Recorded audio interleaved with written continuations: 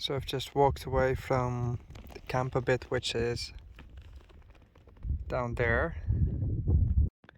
So am I enjoying myself on this trip? Yes, pretty much. Having a grand time. The thing with travel is that it's a moving skill, you know? You get used to everything. Like a lot of people would love to be in my shoes. And I like being in my own shoes, but the thing is you get used to it, you lose the thrill a little bit. And you have to go, it's sort of the hedonic treadmill. My life is so good that I only get the extra adrenaline, let's say, when it gets even better and better. And I travel more adventurously, have better dates, better sex, better food. That's the interesting thing. But on the other hand, the life that I live doesn't get any better than what it already is. In all of the things I just mentioned, it is already quite perfect. So what do I actually travel for? I was just thinking about it right now. I do it for myself, but I was just realizing, do I do it to sort of keep up this lifestyle and maybe this image? And I was thinking about this really long and hard, because who am I doing it for? Like, if I eventually have to go further and further to feel this sort of thrill and excitement, let's say, would I actually be willing to do that because it's already costing serious amounts of money, you know? Even if you stay close, travel is expensive nowadays. Flights are cheap, but you spend a lot of money in total, you know? That's the thing. And am I willing to go further with it, in the sense that am I willing to go explore more of Africa? Would I go to Kenya, Tanzania, South Africa, to Vietnam, to Laos, to Indonesia? Would I be willing to do that? Because I'm 30 now, and I'm sure I would if I could just hop on a plane and go, scramble some money together, find a good flight deal, I'll go. But I was just considering the thought that would I still be excited after I see these places as well? That's the thing, you know? And you cannot see the whole of this world. I do realize that there's not enough time in a human lifespan to see the whole world. So you can't get the best out of it. And that does cost a serious amount of money and time. Now, am I willing to invest this, or am I willing to make a sidestep and save up for an apartment in maybe Bulgaria or wherever else and settle down a little, maybe find a boyfriend, husband, whatever. What am I going to do? That's the question, you know? Now you might think, as I'm relaxing on this rock here, Leon, what are you actually worried about? Just enjoy yourself in the moment. And that's actually indeed what I'm trying to do. But the question does come up, what is your goal? What is your purpose after your 20s, let's say? You're starting off your 30s. The excitement sort of goes away after the 100th best dates you've ever had, you know, they're all incredible. I date incredible men, I have great amounts of fun. Even date women every once in a while, but it's not what I'm willing to settle for. Thing is though, what am I going to do? Like, I do the YouTube for the sake of it because I see such incredible places and I have good fun in my life that I was thinking, should I just do everything on my own and not film it, and then it will just get lost in history and nobody will actually see and know what I cannot convey the places and the stories to anyone at all. That's not what I'm willing to do, just let it slip by on my solo travels and not have anyone watch this, you know? I don't want that. So I wanted to at least film what I'm seeing, and I think that's already quite good enough. On the other hand, once you start going and you start getting 5,000 subscribers like I currently have, which isn't even that many, but you start thinking that it sort of catalyzes itself further on. So it propels you to continue traveling, to do the more exciting trips, to get more fans, and to actually make this a life, you know? Make a life out of this. That's once again the investment that you're then willing to do. So perhaps I should find a sort of hybrid mode where I do the trips I currently do, be happy with what I have. That's my trips in Europe, sometimes beyond, which is already, it's exciting enough, you know? And then just sort of enjoy life to the max without actually having the anxiety of needing to upload videos, needing to keep up my Instagram and stuff, which should just be an addition to my life. It shouldn't be the actual sole purpose of the things I do, you know? Because as a single guy who's not really in relationships, I've never had a relationship at all, except when I was in high school, let's say, with a girl. But I've never been in a true relationship with anyone or with a man.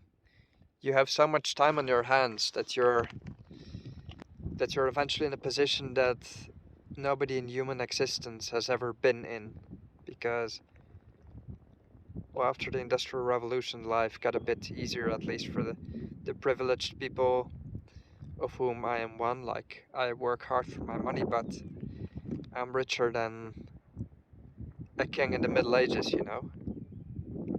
I have the first world problems sitting in the desert in Jordan and wondering, am I actually enjoying this? Am I going to do this for the rest of my 30s? That's the problems I face. They are so non-problematic that it's offensive to many people, you know? But it doesn't mean there are not legit questions, because you do need to stand at a crossroads in life, which is, what am I going to settle for? What path am I continuing? It's the same for your love life, for your career, for your personal life. Like, all the questions are legit, even if they come from people who have a great life, in the sense that each life comes with its own struggles. And I'll tell you a funny story in that regard. There was a guy in the camp yesterday, total chat, like handsome guy. There were some girls as well, and they were obviously in love with him, or just they had a fancy on him, you know. Handsome guy, and he's a, what was he? Mechanical engineer or a chemical engineer, whatever. And he had a job in Cairo once, speaks Arabic, made fun with the waiters, with the host here in Jordan, let's say. Made a lot of fun with the girls, and you were thinking, that guy has all his ducks in a row, you know? And he said, yeah, I quit my job in Cairo to travel for 3 months, and I went through the Arabic world, and I went to the US for a month, and to Hawaii, and then in February I accepted a job in Hamburg, which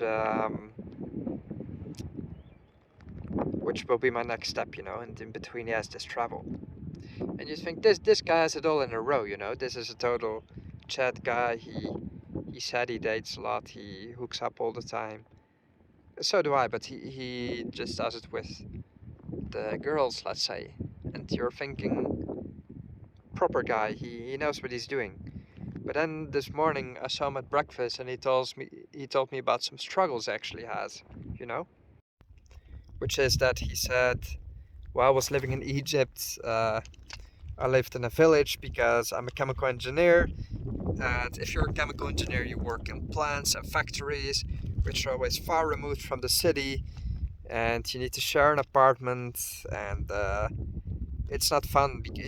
I was thinking he actually lives in Cairo, just living it up with uh, chemical engineer salary and the low cost of Egypt.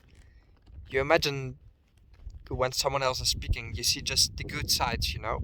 When I talk about my life, you only see the good sides. That's what I show on my YouTube as well. But then he said, I was living there. It was an hour and a half from the city. I basically never went there. He just lived in a sort of desert village near a chemical plant with a roommate, and he never dated for a year and a half. Just once with an Egyptian girl, and then he said it's like I was 15 again. And it is more conservative, you know, you cannot just go uh, take someone home, do the thing. That's not how it works. So he explained me that. And he said that he actually didn't make a whole lot of money compared to other expats. And that in Hamburg he would need to work 60-hour weeks and eventually need to transfer to the US, to Minneapolis. And you would think, that's a fantastic lifestyle, man. But think of Minneapolis. It's actually a city that's very cold, very socialist. You pay high taxes. Minneapolis, St. Paul, it's Twin Cities. Um, it's extremely cold in winter. The people are very asocial. And I was thinking to myself, would I want to be in this guy's shoes? Yesterday I would, because he told me a few clues, let's say, and I was binding the dots together with lines and thinking, this is the chat, this is the ideal man. He has it all, you know. But then he has his struggles as well, and that's the thing. And then he actually looked up to the other expats in Egypt who made the higher salaries and who actually worked in Cairo. And he said to me, oh, but you actually get to work in an office. So you do your 36 to 40 hours and you're done. And you sit in an air-conditioned office, but you actually work perhaps 4 hours a day, you know. So everyone, no matter who it is, has struggles that you don't see, even if they're first world problems, even if they are nonsensical in your eyes. That actual person that perhaps you're jealous of, or you're interested in, or you think they're handsome or incredibly attractive, they have these same feelings and insecurities when they talk to other people. So the grass is always greener. That's what I'm trying to say. That was just a whole lot of rambling here from the desert. I just wanted to get some things off my chest that I was actually thinking about. Perhaps it's not interesting or not relevant, but another thing I want to say is that actually a lot of people tell me, oh, I wish I had your life, I wish I could do this and that. And I'm not denying it's great, I'm not. It is actually a lot of fun. My 20s, I wouldn't exchange them with any other person in the world. I've had my struggles, I've been bullied as a teenager, but my 20s, when I actually went into the world my own way, paid off big time, you know, because it was the time of my life. 30s up to now as well. I'll be 31 soon in 3 months. No regrets so far. But the thing is, you can live this life, because the only payment you have to do is stay single. Because if you're with a girl, things become more complicated. She wants to join you, in a sense. Perhaps it might be less adventurous. You can't move that quick, you know. For me, it's definitely being alone that gives me the flexibility and freedom, because I don't need to discuss anything with anyone. I don't need to take my suitcase. Here is my luggage. Even if I go for several weeks, it's all I take. And if you're alone, you can do all of that, you know. So if you're single with a girl, or if you're in a relationship with a girl, you can only have my sort of lifestyle. She's actually can go on the fly, just pack her backpack and go on a split second impulsively booked trip, you know. Then you can have a lot of fun with a girl on your side. And other factors that I'm just gay guys are always alone. Most gay guys don't have a relationship. They probably stay single for their whole lives, which I'm fine with. So factor number 2 in your, if you want to live my sort of lifestyle, the travel, the freedom, you can't just switch to be gay. Obviously, if you are, good for you. If you're not, perhaps consider staying single throughout your 20s, and who knows what that might bring you, you know? You can actually go have the time of your life. And this chat guy I was talking to you about just right now was actually in the camp right there. He met a girl in Amman here in Jordan, and they traveled together for the rest of this trip. She was really into him. He liked her sort of as well, but he was playing it cool, you know. But you might just meet your partner for life in one of these desert camps, you know, around the campfire. You just might. You just might. So I would say go out there. Money is not a factor. Like travel is expensive, but it doesn't mean you cannot go on such a desert adventure for a weekend, even because I'm here from Thursday to Sunday. The flights cost me um, what is it, 30 or 40 euros two ways, which is nothing from Bulgaria. And then the camp, I negotiated the price a bit, will cost me 150 euros for 2 nights, including everything, transfers, food, day tours, lunch, dinner, everything, transfer back to Aqaba. So you splurge, you spend a couple hundred, 200 euros, you're out. And who knows who you meet here? And who knows what reflections you'll come up with as you're watching the sunset in the desert on your own. Something might just happen, you know? So all I can say, if you want to live this life, don't sit back passively.